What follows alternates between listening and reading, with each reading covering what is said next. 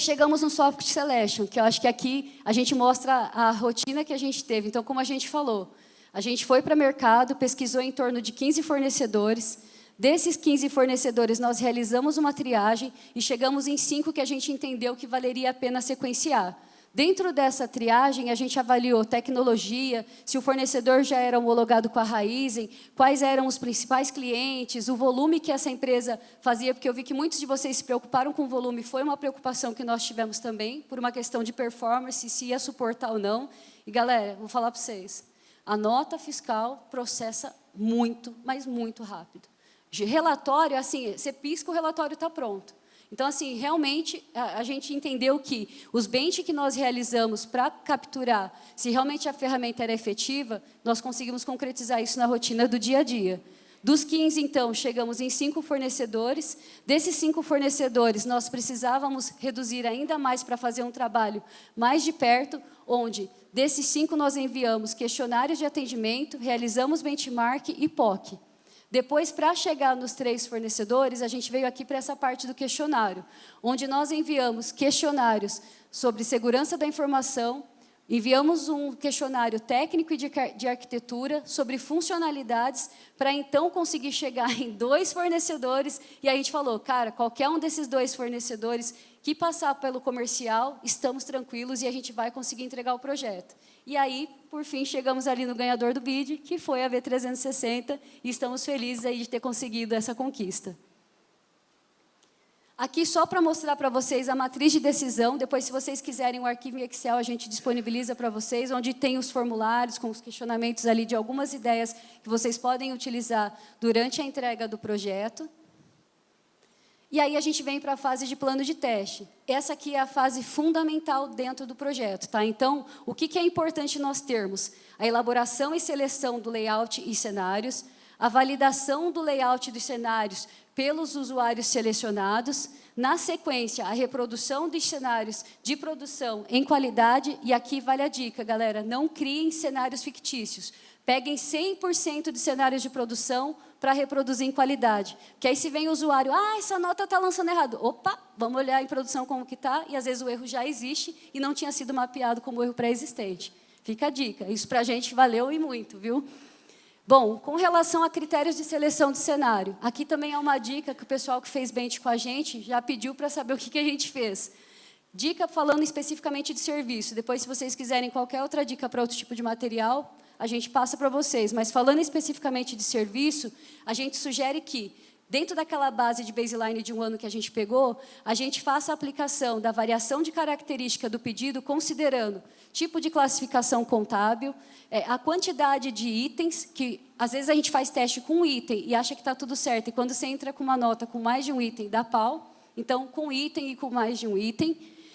Questão de escala, para quem usa SAP, não sei se outro tipo de RP tem aquele negócio de você pegar e multiplicar o valor unitário por 10, por 100, por 1000, por 10 mil, façam o teste disso. Se não fizer, dá boi na linha também.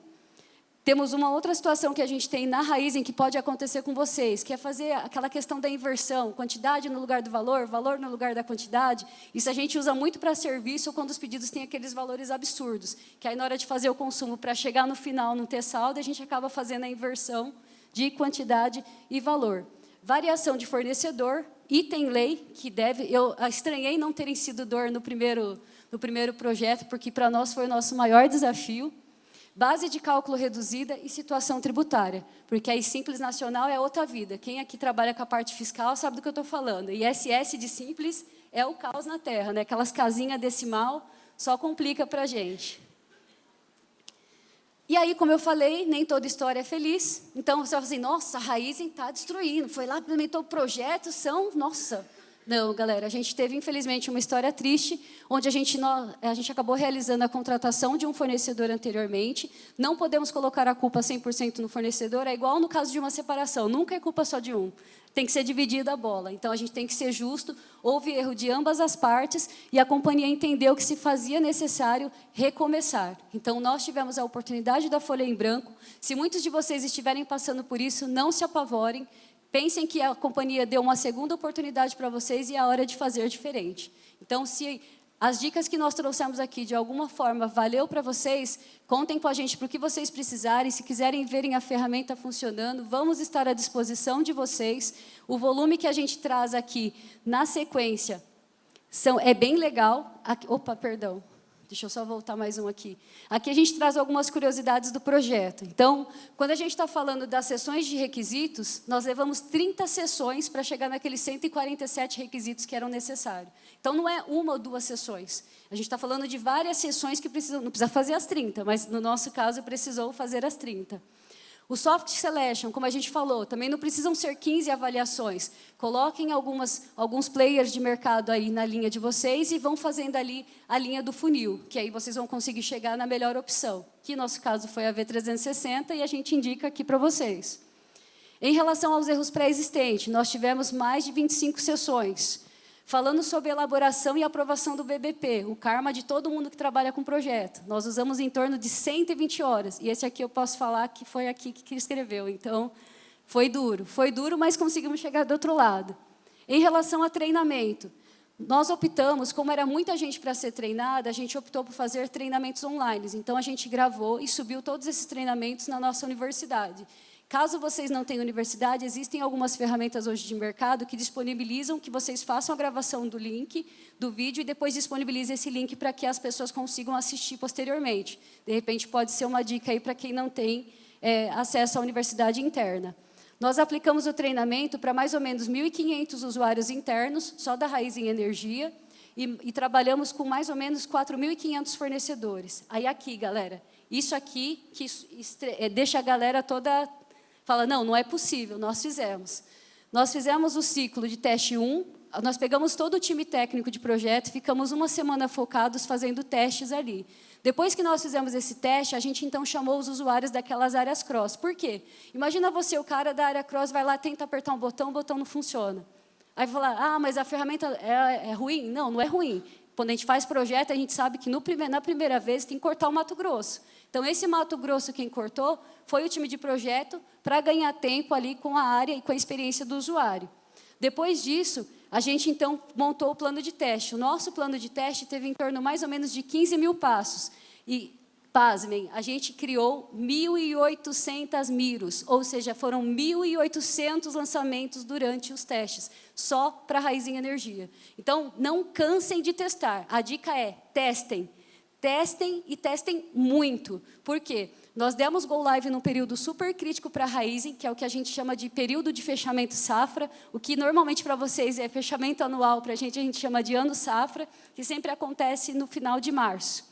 Nós demos um Go Live no dia 12 de fevereiro e demos um segundo Go Live tombando as outras 24 usinas no dia 2 de abril. Perguntem para mim, quantos incidentes e quantas change nós tivemos nesse projeto? Chuta aí alguém, quantas change a gente teve? Alguém consegue chutar um número? Não vou nem deixar vocês chutarem, porque o tempo está rolando, mas olha, foi 0. 0. Aí o nosso diretor, Juliano, está aqui para falar. Todo mundo ficava esperando, e o próprio time da V360. Mas não deu erro, não deu nada. Tem certeza que está tudo certo? E nós lançamos, aqui no próximo slide, a gente trouxe um pouco dos números aqui para vocês. Perdão, tenho aqui só para colocar o resumo. Foram mais de 100 pessoas envolvidas ao todo. Então, nós tivemos ali a participação de 6 áreas cross, mais o recebimento integrado. Nós tivemos ali o apoio da TI do CSC, suprimentos, contas a pagar e tax compliance. No primeiro Go Live entraram essas 4 empresas aqui, Raizen Energia, Compass, Cosan e Radar. E nas próximas implementações que já estão contratadas com a V360, nós temos a Rumo, a Comgás, a Move, a Raizen Combustíveis, que inclusive nós estamos em andamento, e o Grupo Nós, que está em negociação aí, está em namoro. Aí, para quem sabe, aí também fazer parte desse grupo. Aqui, alguns dos benefícios que a gente conseguiu já capturar com a ferramenta. Então, ela facilita o acesso e a segurança à informação, simplifica processos rotineiros e repetitivos, otimiza o tempo e integra diferentes áreas, possibilita uma gestão segura e eficaz, aumenta a qualidade das entregas, aumenta a produtividade e competitividade, reduz os custos dos negócios, reduz as chances de falhas no processo e permite a padronização das tarefas, que acho que é o sonho de todo mundo quando a gente está falando de notas fiscais de serviços. E aqui, um pouquinho dos big numbers que a gente já conseguiu capturar aqui dentro desse projeto, tá? Então, falando um pouquinho aqui, que eu acho que é o principal para vocês.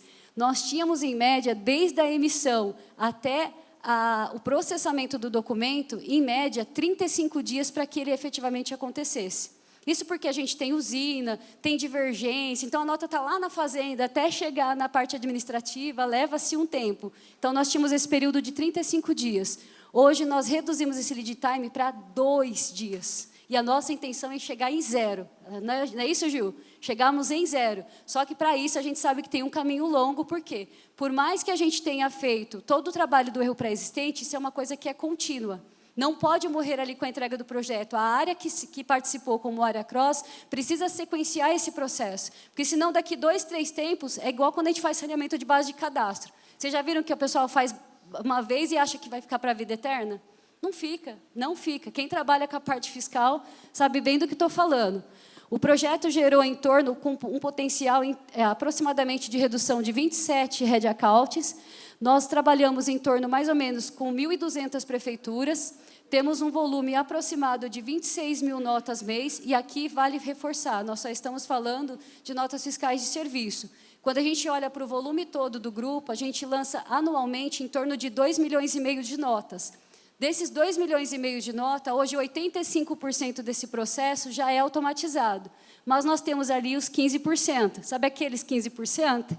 É esse aqui. E esses 15% era a nossa dor. E desses 15%, a gente já está automatizando aqui 26 mil notas mês. Então, para nós, isso é motivo de muito orgulho. E agradecemos aqui ao nosso parceiro que está nos ajudando aí com essa conquista.